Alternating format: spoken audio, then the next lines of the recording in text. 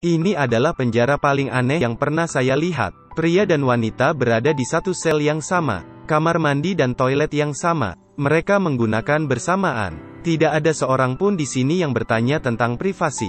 Semua orang seperti bayi yang baru lahir. Jika ada yang mengira ini adalah surga, kalau begitu maka Anda salah.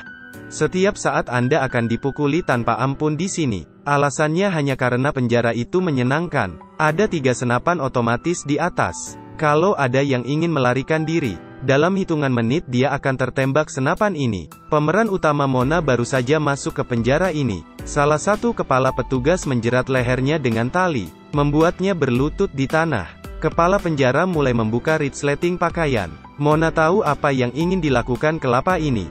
Dia berlutut di tanah dan memohon belas kasihan. Protagonis pria Jack menyelamatkannya. Mona akhirnya selamat, dan Jack dalam masalah besar. Dia dikurung dalam sangkar baja di bawah sinar matahari, sambil memegang batu besar di kedua tangan. Jika saja dia tidak bisa menahannya, maka dia akan tertimpa batu besar ini. Untuk memberikan contoh kepada pendatang baru, komandan penjara memilih salah satu gadis. Di bawah perintah komandan penjara, tahanan wanita harus menghafal aturan penjara. Karena sedikit kesalahan ketika menghafal, gadis itu langsung dipukul, sampai wanita yang terbaring di tanah dan mati. Kejadian ini membuat semua orang takut. Hugo bahkan lebih ketakutan dan merusak mentalnya ketika hendak membersihkan ikan. Dia bahkan memakan isi perut ikan itu, dan berkata jika ini enak. Setelah Jack dijemur seharian, dia dibawa kembali ke sel. Dia sangat dehidrasi dan kelelahan. Dia hanya bisa merangkak perlahan. Mona memapahnya ke kasur, dan berterima kasih padanya. Jackku mohon, jangan membiarkan mereka menyakitimu lagi. Mengapa kamu peduli dengan apa yang mereka lakukan terhadap saya? Mengapa kamu peduli padaku pagi ini? Keduanya tersenyum. Bagi mereka yang melarikan diri dan tertangkap, hukuman mereka lebih kejam. Ini adalah permainan sepak bola yang aneh. Kaki si keriting ditutupi dengan 2 bola plastik. Ada banyak bensin di dalam bola. Permainan pun dimulai. Petugas penjara boleh bermain sesuka hati.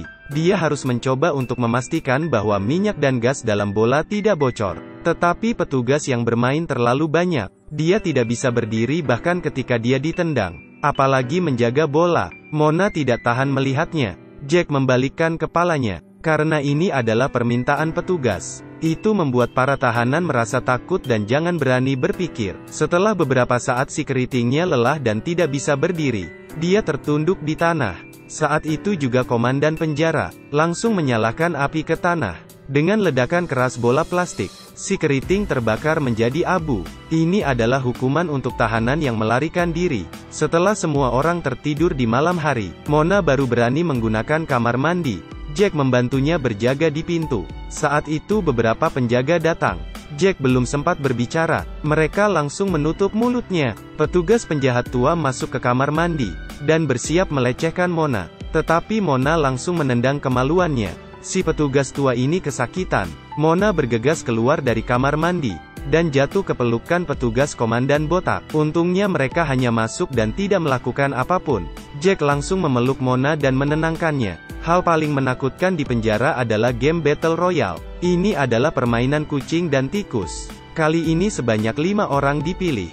Jack dan Mona juga ada di antara mereka. Begitu perburuan dimulai, mereka bisa lari ke hutan melalui gerbang langit. Semakin jauh Anda berlari, semakin aman. Selama kamu tidak diburu sebelum gelap, maka mereka boleh pergi. Beberapa orang memasuki hutan secara berkelompok. Pemburu dengan senjata. Beberapa orang yang memasuki hutan berpacu dengan waktu. Jack berusaha menghindari pengejaran, memanjat tebing. Tetapi kepala petugas bisa melihatnya dengan sebuah teleskop. Kepala petugas tua ini membidik dan menarik pelatuknya. Tetapi agar permainan ini semakin menarik, dia sengaja tidak menembak tepat ke arah Jack. Jack melompat ke dalam sungai. Jimmy melarikan diri ke hutan. Dia akan melakukan penyergapan dan mendapatkan senjata. Dia sengaja menginjak tanah dulu. Kemudian dia memanjat pohon. Ketika petugas pengejar dan menemukan jejak kaki, baru saja kepala petugas ini mendapatkan laporan. Tiba-tiba Jimmy langsung melompat di belakangnya, merebut senjatanya. Jesse melompat keluar dan bertemu dengan Jimmy. Dia ingin bekerja sama dengan Jimmy untuk saling menjaga, tetapi Jimmy langsung menolaknya. Dia merasa Jesse hanya akan menambah bebannya. Lebih baik dia berjuang sendirian. Sepertinya dia terlalu mudah. Saya tidak mengerti alasan mengapa pria dan wanita tidak lelah melarikan diri. Jesse berdiri di area terbuka. Siluman monyet mengendarai bulldozer. Melihat itu, Hugo langsung menunduk di tanah dan meloloskan diri. Si monyet melompat turun. Kemudian Hugo langsung menusuk kakinya. Tetapi Hugo ditendang ke tanah oleh si monyet. Glenn ingin membuat ini semakin menarik. Dia tidak ingin langsung menghabisi Hugo. Saya belum pernah melihat cara kejam seperti itu. Siluman monyet sengaja merusak sepatu Hugo, dan mematahkan jari kakinya. Kemudian memakannya. Si monyet bahkan merasa daging kaki itu seperti daging burung. Agar permainan ini semakin menarik, Glenn membiarkan Hugo berlari di depannya dengan kaki pincang. Sedangkan dia mengejar dengan bulldozer. Hugo mulai kelelahan. Mereka terus mengejarnya dengan bulldozer. Ketika Hugo tidak bisa melarikan diri lagi, dia dipukuli oleh siluman monyet dan jatuh ke tanah. Dengan beberapa pukulan, Hugo pun mati. Jimmy memegang senjata seperti memenangkan lotre. Dengan senjata, dia menembak terus-menerus. Dia kemudian menyelinap di rumput-rumput. Tetapi dia tidak menyadari ternyata komandan tua dan wanita iblis ini menemukannya. Dalam satu waktu dia dikepung oleh dua orang. Lalu wanita iblis mengambil kesempatan ketika Jimmy mengganti pelurunya. Dia menunggangi kuda dan berlari ke hadapannya. Wanita iblis itu menembak dan mengenai rumput. Lalu mengambil kesempatan lagi dan menembak ke arah Jimmy. Panah itu mengenai Jimmy tetapi tidak fatal. Jimmy tidak sanggup lagi mengambil senjata karena kesakitan. Belum berjalan jauh, tiba-tiba komandan tua mengendari mobil, dan menabrak Jimmy hingga mati. Mona melompat ke sebuah lubang. Ternyata komandan kepala botak mengikutinya. Sedangkan Jesse yang lelah menemukan sebuah danau. Dia bermaksud ingin minum air dan beristirahat. Tiba-tiba wanita iblis telah datang di hadapannya, lalu menembak panah ke arah Jesse. Dia takut dan lari. Wanita iblis semakin semangat mengejarnya. Dia sengaja menembak ke sisi lain. Pemburuan ini membuatnya merasa senang. Jesse sangat ketakutan sehingga wajahnya menjadi pucat. Ketika wanita iblis mengisi panah, Jesse bergegas melarikan diri. Wanita iblis naik ke kuda dan mengejarnya. Mengejarnya hingga ke hutan. Jesse kelelahan dan tidak bisa lari lagi. Dan wanita iblis merasa sudah cukup bermain-main. Jesse terus-menerus memohon padanya. Wanita itu masih mengambil panah. Jack sedang berlari, dihentikan oleh siluman monyet yang bersembunyi di balik pohon. Jack sama sekali bukan lawannya. Jack dipukul dan ditarik sampai ke sudut pohon. Glenn bermaksud ingin menabrak dengan bulldozer. Di saat berbahaya, Jack mematahkan ranting pohon, dan menusuk mata siluman monyet. Siluman monyet kesakitan. Sedangkan bulldozer tidak bisa dihentikan, dan seketika langsung menabrak siluman monyet. Jack mengambil kesempatan untuk melarikan diri. Mona datang ke ladang tebu dan bergegas masuk ke dalam. Tetapi dengan cepat komandan gemuk dan komandan botak mengejarnya. Untuk memaksa Mona keluar, kepala botak sengaja menyalakan api. Saat itu juga Jack datang. Melihat apa yang dilakukan komandan botak, Jack kemudian masuk ke dalam ladang. Asapnya semakin banyak. Mona hendak berdiri dan bernapas, dan bertemu dengan komandan gemuk. Komandan gemuk itu ingin mengambil kesempatan melecehkan Mona. Untungnya saat itu Jack tiba tepat waktu. Dia merebut senjatanya, dan menembak komandan gemuk. Jack mengandeng Mona dan kabur. Api tiba-tiba mengepung komandan gemuk. Seketika hanya teriakan yang tersisa.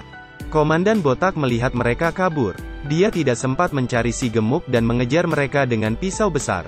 Jack dan Mona melompat ke air dan pergi ke hilir. Ketika mereka sampai di ujung sungai, mereka menyadari, ini sebenarnya sebuah pulau. Artinya mereka tidak bisa kabur dari sini sama sekali. Saat itu juga, komandan botak mendatangi mereka. Melihat Jack tidak memiliki senjata, Jack juga berbicara tentang seni bela diri. Komandan botak memutuskan menyingkirkan parang dan maju. Selama pertarungan keduanya jatuh ke air. Jack terus-menerus diceburkan ke dalam air. Pada saat kritis Jack menyentuh batu, memukul kepala botak dengan kuat, kemudian melarikan diri. Komandan botak terpaksa menembak. Mona mengambil parang yang ada di tanah. Tepat ketika komandan botak ingin menembak, Mona menebas tangan botak dengan kuat. Jack dan Mona tidak berencana bersembunyi lagi. Mereka memutuskan untuk mengambil inisiatif. Mereka juga bertemu Glenn dengan bulldozernya. Glenn terus menembak dari belakang. Jack membiarkan Mona menarik perhatian Glenn. Tepat ketika Glenn akan menembak, Jack perlahan-lahan mendekati Glenn dari belakang, dan menebas Glenn. Saat ini mereka telah mendapatkan mobil dan senjatanya, berjalan ke arah penjara dan menembak. Sesampainya di penjara mereka langsung menabrak pintu. Para tahanan mulai memberontak. Beberapa jet tempur mulai lepas landas. Mereka akan mendukung kamp konsentrasi. Di bawah kepemimpinan 4 penjahat, mereka membuka gudang senjata. Mereka mengambil senjata dan mulai menyerang dengan kejam. Ketika Mona datang untuk menghancurkan ruang pemantauan, wanita iblis itu mengikuti. Tidak disangka Mona dengan mudah mengalahkannya. Walaupun banyak petugas yang tiba, tidak ingin kalah, para tahanan mati-matian melawan. Selama pertempuran antara kedua kelompok, Jack menghabisi kepala petugas tua. Melihat mereka melepaskan bom, Jack dan kawanan buru-buru bersembunyi di hutan. Petugas saja memasuki hutan untuk mencari mereka. Tiba-tiba mereka dibom. Akhirnya Jack dan teman-temannya menang. Sejak itu, mereka menjalani kehidupan yang bahagia di pulau itu. Film perburuan ini pun berakhir sampai di sini. Di mana ada penindasan, di situ ada perlawanan. Jack tidak tahan dengan kebrutalan sipir. Dia memberontak dan mengalahkan para petugas sipir. Film ini mengajarkan kita, tidak akan ada akhir yang baik. Baiklah, saya Xiao Yu. Silakan berikan komentarnya.